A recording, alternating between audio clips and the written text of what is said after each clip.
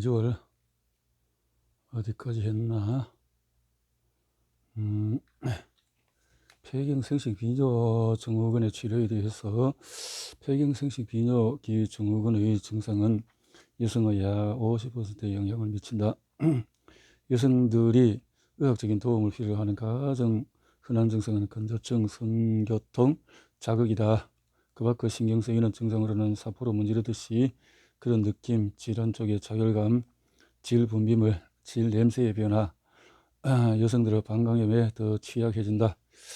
평균 연령은 51세지만 호르몬 수치는 그 전부터 떨어지기 시작해서 42세 이상이라면 외음에서 질에서 나타나는 모든 증상에 대해 폐경색 증후군의 가능성을 고려해야 한다. 증후군에 대해서 불만족스러운 것들, 관리의 저위점에서는 노화에 의한 수분 손실이 증상을 악화시킬 수 있기 때문에 비누 대신에 세정제, 외출 시 실금 관리를 위한 전용 물티슈는 제한적으로 여실금이 있다면 생리가 아닌 여실금 패드를 그래서 매일 바르는 보습제를 또 고려해서 그래서 코코넛 오일, 올리브 바셀린을 저렴하고 대용하는 제품이다. 제모를 했다면 음성과 불투동 부분의 채모를 다듬는 방식으로 바꿔볼 필요가 있다. 흡연자라면 금연이 최고다. 흡연은 항에스트로겐 작용을 한다. 흡연. 질 보습제는 조직에 충분한 제공급 윤활할 될 수 있는 그런 것을 잘 활용해야 되겠다. 시중에 있는 수용성 질 보습제 중에서 많은 제품이 pH나 삼투질 농도를 기재하지 않기 때문에 조직의 장기적인 안전성, 면역 결핍 바이러스에 노출될 수 있는 여성들에 대해서 안전성 평가는 이루어진 바가 없다. 윤활제는 구정에서 상위 세히 논의했다. 안타깝게도 폐경 후의 여성들을 위한 윤활제 선택에 대해서는 연구가 거의 이루어지지가 않았다.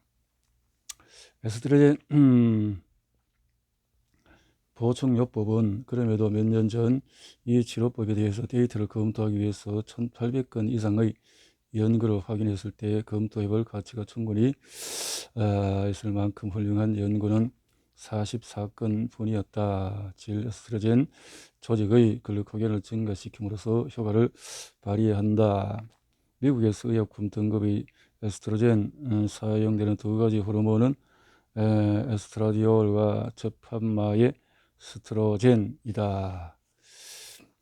에스트로겐은 크림, 링, 질정, 젤라틴 캡슐 등 다양한 범위에 분포한다. 가장 신경 쓰이는 증상이 성교통일 때는 에스트라디올 일주일에 2번씩 10마이크로그램 이상이 도포하라고 권장하는 데이터가 있다. 에스트로겐 용량은 에스트라디올 용법의 용량과 직접 호환되지 않기 때문에 둘을 비교할 수는 없다. 외형 에스트로겐 제품들은 위험성이 낮다. 외형은 전신 에스트로겐 요법은 홍조와 같은 일반적인 폐경기 증상이나 골다공증을 예방하기 위해서 패치, 아레아, 링, 외형 크림으로 투여할 수 있는데 흡수된 에스트로겐이 혈류로 유입되기 때문에 전신요법이라고 부른다. 전신 에스트로겐 요법은 국소 도포만큼 효과적이지 않더라도 폐경색 비뇨기증 증후군을 겪는 여성에게 도움을 줄 수가 있다. 또 하이드로 에피안드로스테론이라는 것이 있는데 인체는 콜레스테롤로 테스토론과 에스트라디올 같은 호르몬을 만든다. 콜레스테롤에서 이 과정에서 아로마타제 효소가 있는 모든 세포에서 일어날 수 있고 조직에도 아로마타제가 있다. 프로스타로는 매일 투여해야 효과적이다. 일주일에 두 번만 투여하면 효과는 떨어지지만은 어떤 것이 안전적일까? 생동일성 호르몬에 관한 유명한 낭설 중에 하나는 얌 페이스트나 콩가루를 캡슐에 넣어서 만든 제품이라는 것이다. 생동일성 호르몬이라고 해서 더 안전한 것은 아니다. 중요한 것은 약물이 안전하고 효과적인지 여부다. 내가 비호르몬제는 연고가 싫거나 통증을 느끼는 여성들은 경구용 오스페미펜 를 복용해 할 필요가 있다. 식물성 자연 치료는 어떨까? 유방암에 걸릴 여성들은 이렇게 꼭 알아둘 것은 수분 손실이 발생하지 않도록 외음 관리에 주의를 기울이자. 증상이 질건조증 하나의 뿐일 때는 보습제가 가장 유용하다. 약물과 시술에 대해서 대마피임, 항생제와 프로바이오틱스, 미용 시술 이런 것이 있는데, 대마는 합법화가 확대되면서 질에도 대마가 쓰이는 것은 놀랄 일이 아니다. 기본적인 대마는 삼이라는 식물종으로 다양한 양리의 활성 물질을 가지고 있는데, 황홀감을 주는 어떤 것으로 알려져 있다. 또는 아직 적어도 6가지 유형의 카나비노이드가 있다.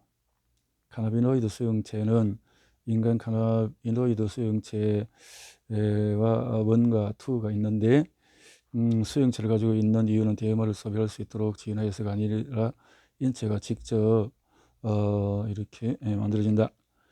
내 일의 상당 부분을 통솔하는 의학적인 좌우명은 모르는 것은 모르는 것이다. 연구가 충분하지 않을 때는 더 그렇다.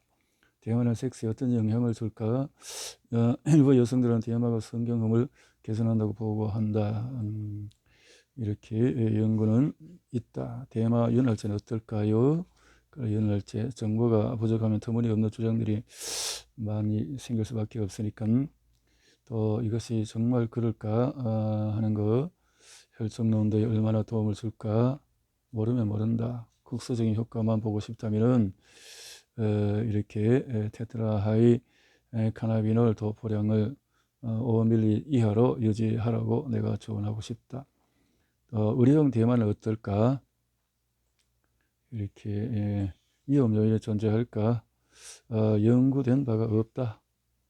이런 것에 대해서는 그렇게 생각하고 넘어가고, 피임에 대해서는 질생태계에 영향을 미칠 수 있지만 그렇다고 피임법을 선택할 때 질생태계가 가장 중요하게 고려되는 요소여서 곤란할 것이다.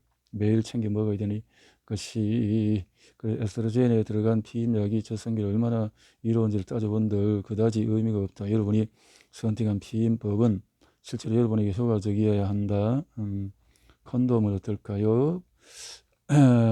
여성 여러분의 지위를 위해서 할 수 있는 최고의 선택이기 때문이다. 콘돔은 질생태계를 망가뜨리거나 전암 내지 암으로 이어지는 성매개 감염의 위험을 낮춰줄 수가 있기 때문에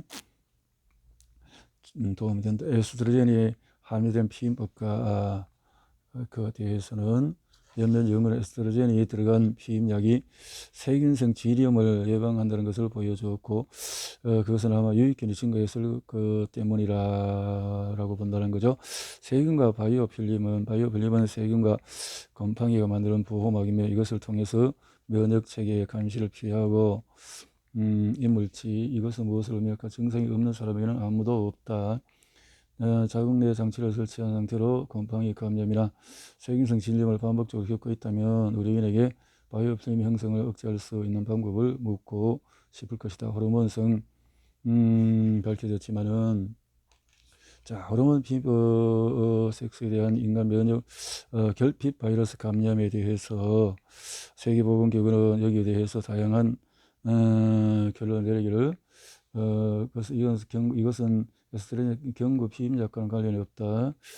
그래서 이런 관련이 없는 것이고, 피임 주사 다수 연구에도 불구하고 실제로 연관성이 있는지 여부는 알려지지 않고 있다. 이렇게 성교통에 대해서 콘돔은 진례 유익균 보호에는 도움이 된다라고 생각을 하고, 그러면 항생제와 프로바이오틱스는, 항생제 프로바이오틱스는 근거 없는 소문이 많이 떠드는데, 또 마늘이나 에케나시아제 같은 식물이 항생제를 대하는 주장이 들어왔다. 이 주장 죄다 거짓일 뿐만 아니라 해롭기까지 하다 라고 생각하래요.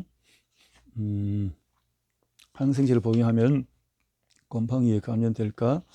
항생제가 원래 치료하고자 했던 병원균 뿐 아니라 진례 젖산균도 함께 제거해서 이것이 곰팡이 감염을 이어진다는 믿음이 지배적이다.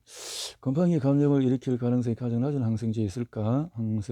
다양한 종류의 세균을 죽이는 광범위한 항생제가 있는가 하면은 특정 유형의 세균만을 죽이는 좁은 범위의 항생제도 있다. 라는 거 생각을 해보자라는 거죠. GA2에는 항생제는 어떨까?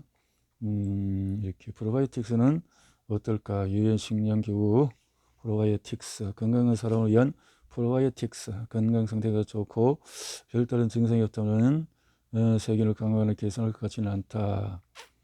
외음질과 프로바이오틱스는 주로 세균성, 재발성 곰팡이, 재발성 방광염 이런 것에 대해서 관련 데이터가 실망스러웠던 이유는 잘못된 견종을 연구하거나 여성들의 가장 다른 상재균이나 질환에 따라서 견종을 개별화하지 않았기 때문이다. 위험성이 있을까? 프로바이오틱스 뭐 해로울 건 없잖아 라고 이제 그것이 또 멍해가 될 수가 있다라는 거죠. 프로바이오틱스와 관련해서 가장 위험한 건강 문제는 세균이 우연히 혈류로 들어가서 심각한 감염을 일으키는 것이다. 우연히 들어가서 면역체계가 제대로 작동하지 않거나 심각한 장염이 있거나 장으로 향하는 혈류가 감소했을 때 장을 위해서 만들어진 프로바이오틱스 중에서 맥주 효모균인 사카로미가 있다. 맥주 효모균으로 인한 만성 곰팡이 감염이 있는 드문 경우에 해당된다면 동일한 곰팡이균이 들어있는 프로바이오틱스를 사용하지 않는 편이 최선일 것이다. 프로바이오틱스도 시도해보고 싶은 이들을 위해서 추천한다면은 뭐 이런 락토, 바실루스, 스테리 이런 것들이 조언하고 싶다. 나는 질 프로바이오틱스는 권장하지 않는다. 살아있게 캡슐에 넣는데 그것이 오히려 유해균의 먹이가 되는 바람에 복용하는 여성들에게 예상보다도 많은 감염증이 나타났고 유해균이 또 먹어버리면 안 되겠네요. 그럼 입으로 먹는 것이 좋겠네요. 그것을 참고해서 붕산이 효과를 보이는 것은 지를 산성해 주어서가 아니라 세포에 유독한 영향을 미치 세포를 죽이기 때문에 붕산이 효과를 본다. 아이고 안 좋겠네요. 항생제에서는 의사에게 확인해야 돼. 23% 여성이 항생제 복용 후 곰팡이 감염되는 듯하다. 항생제 했는데도 또 그렇다는 거. 일부 항생제들은 질 곰팡이 감염을 일으킬 위험이 매우 낮거나 없다. 일부 항생제는 또 질 건강에 이렇게 더 타당한 근거는 뭐 연구해 봐야 되겠다 이런 뜻이겠죠.